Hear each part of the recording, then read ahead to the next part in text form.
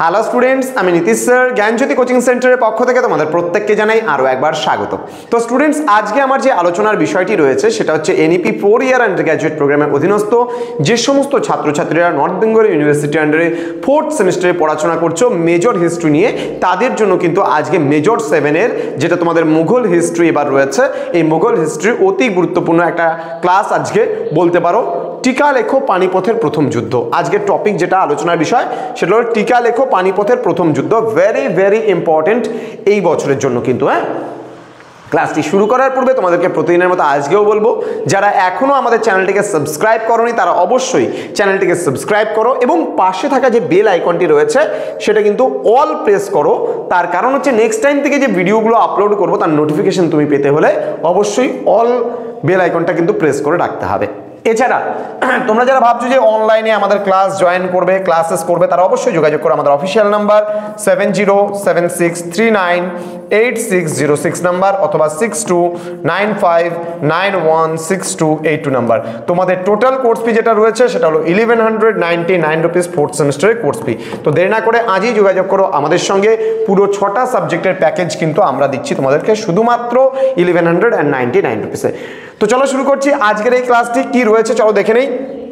দেখো, পানিপথের প্রথম যুদ্ধ আমরা জেনে নেব সবার প্রথমে কার কার মধ্যে হয়েছিল বা কাদের মধ্যে হয়েছিল। খুব ইন্টারেস্টিং একটা টপিক, খুব ভালো একটা টপিক যে পানিপথের প্রথম যুদ্ধ হয়েছিল মুঘল বংশের, যদি বলি প্রথম সম্রাট বা মুঘল সাম্রাজ্যের প্রতিষ্ঠাতা বাবর, জাহিরুদ্দিন মোহাম্মদ বাবর। তো দিল্লির লোদি বংশের শেষ সুলতান ছিল ইব্রাহিম লোদি ও কাবুলের অধিপতি মোগল বীর বাবরের মধ্যে, যার পুরো নাম ছিল জাহিরুদ্দিন মোহাম্মদ বাবর। ঠিক আছে, এই বাবরের মধ্যে 1526 খ্রিস্টাব্দের এপ্রিল মাসে পানিপথের প্রথম যুদ্ধ হয়েছিল। এই যুদ্ধে কিন্তু ইব্রাহিম লোদি কিন্তু পরাজিত হয়েছিল, মানে হেরে গিয়েছিল, এবং বাবর কিন্তু দিল্লি ও আগ্রা দখল করে ভারতের মোগল শাসনের কিন্তু সূচনা করেছিল। জাস্ট খালি এতটুকু জিনিস জানবা, পানিপথের প্রথম যুদ্ধ কার কার মধ্যে হয়েছিল। লোদি বংশের শেষ সুলতান ইব্রাহিম লোদি, আবার বলছি লোদি বংশের শেষ সুলতান ইব্রাহিম লোদি এবং মোগল বংশের প্রথম শাসক যে ছিল তার নাম ছিল জাহিরুদ্দিন মোহাম্মদ বাবর। এদের দুজনের মধ্যে পানিপথের প্রথম যুদ্ধ হয়েছিল, যেখানে ইব্রাহিম লোদি কিন্তু হেরে গিয়েছিল।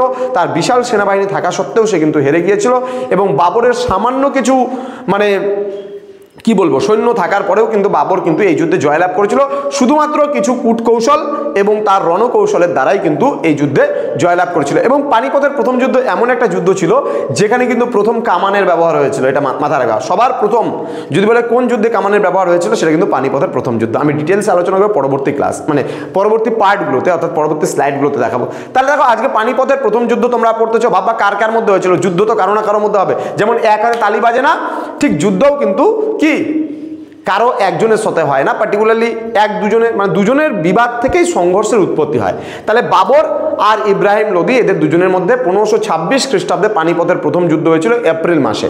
ঠিক আছে, এবং এই যুদ্ধে ইব্রাহিম লোদি পরাজিত হয়েছিল, মানে হেরে গিয়েছিল, এবং জয়লাভ করেছিল কিন্তু বাবর, এবং বাবর তারপরেই কিন্তু মুঘল সাম্রাজ্যের কিন্তু প্রতিষ্ঠা করেছিল।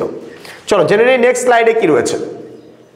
পানিপথের প্রথম যুদ্ধে যে আমি একটু আগে বললাম যে বাবরের সৈন্য সংখ্যা এত কম থাকার পরেও বাবর কেন জিতলো, পানিপথের প্রথম যুদ্ধে বাবর কেন সাফল্য লাভ করলো, তার সাফল্য লাভের কারণটা কি ছিল। দেখো কি বলেছে, পানিপথের প্রথম যুদ্ধে বাবরের জয়লাভের প্রধান কারণই ছিল তার উন্নত রণকৌশল। প্রথমেই বললাম যে উন্নত রণকৌশল এবং টেকনোলজি সেই সময় দারুণভাবে ইউজ করেছিল বাবর সেটাকে।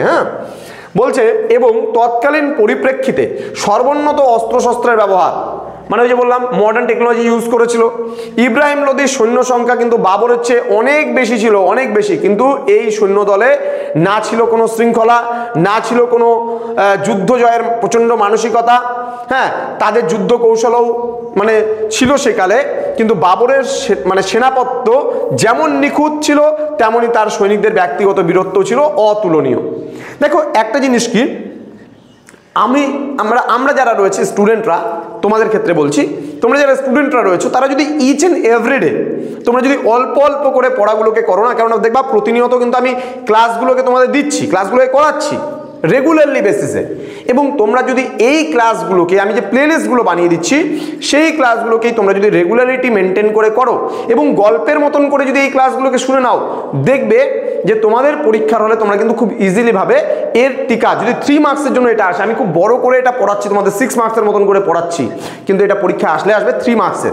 খুব ইন্টারেস্টিং একটা টপিক এবং সেখানে আমি খুব সুন্দরভাবে তোমাদেরকে এটাকে প্রেজেন্টেশন করছি, যেখানে কিন্তু তোমরা পরীক্ষার সময় এই ক্লাসটা যদি শুনে নাও আরামসে আরামসে লিখতে পারবে। তোমরা এই ক্লাসটা করার পরে বাড়িতে না দেখে লেখার চেষ্টা করো, তো দেখবে আমি বলছি কিছু না কিছু তোমরা লিখতে পারবে অন্ততপক্ষে, ঠিক আছে?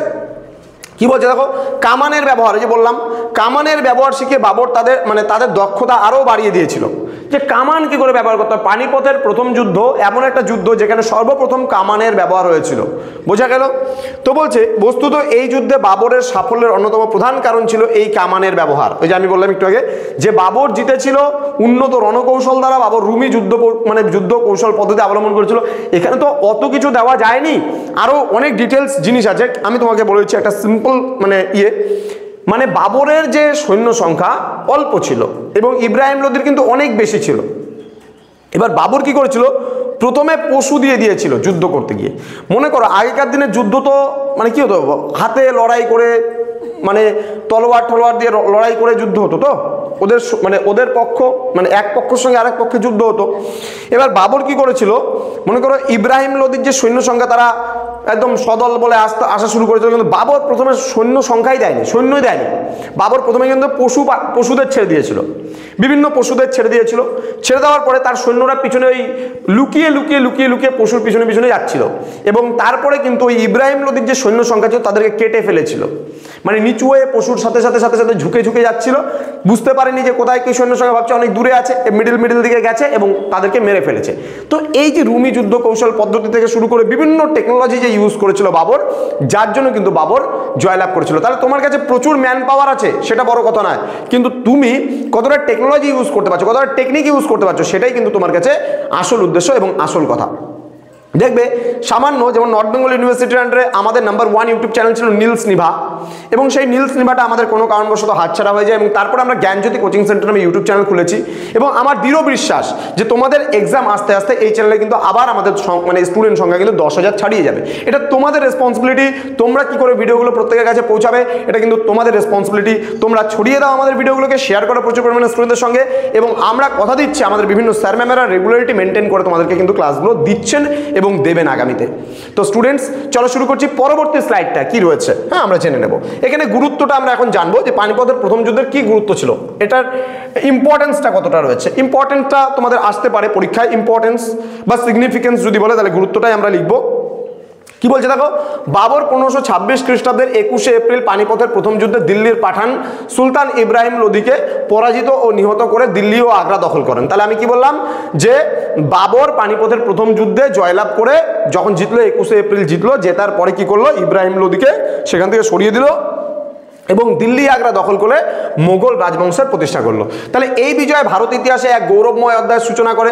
তার কারণ এই যুদ্ধে জয়লাভের সঙ্গে সঙ্গে কিন্তু সুলতানি সাম্রাজ্যের পতন হয় এবং মোগল সাম্রাজ্যের সূচনা হয়। তাহলে একটা যুগের উত্তরণ বলতে পারি আমরা, এক যুগ শেষ হয়ে গেল আর এক যুগের সূচনা হলো, এক যুগের ধ্বংস এবং এক যুগের সূচনা। ইতিহাসের এটাই নিয়ম, কোনো সাম্রাজ্যের পতন হলে তার আবার নতুন একটা সাম্রাজ্যের উত্থান হবে, এটাই কিন্তু ইতিহাসের নিয়ম। যেমন মানুষের মৃত্যু হলে আবার কারো না কারো জন্ম হচ্ছে, তো ঠিক এটাই কিন্তু ইতিহাসের নিয়ম, কোনো সাম্রাজ্যের পতন হলে তার উত্থান কিন্তু হবে, অন্য একটা সাম্রাজ্যের উত্থান কিন্তু হবে। তাহলে এই পানিপথের প্রথম যুদ্ধের মাধ্যমে আমরা দেখতে পাই যে ইব্রাহিম লোদির যে সুলতানি শাসন আর কি সেটা ধ্বংস হয়ে গেছিল চিরতরে এবং নতুন করে প্রতিষ্ঠিত হয়েছিল কি আমাদের নতুন একটা যুগ এসেছিল, সুলতানি যুগের অবসানে। যে বলছে এখানে সুলতানি যুগ শেষ হয়ে এদেশের ইতিহাসে আত্মপ্রকাশ করেছিল বাদশাহী আমল বা মুঘল। বাদশাহ বলা হতো, বাদশাহ মুঘল আমলের যে রাজারা ছিল তাদেরকে বলা হতো বাদশাহ।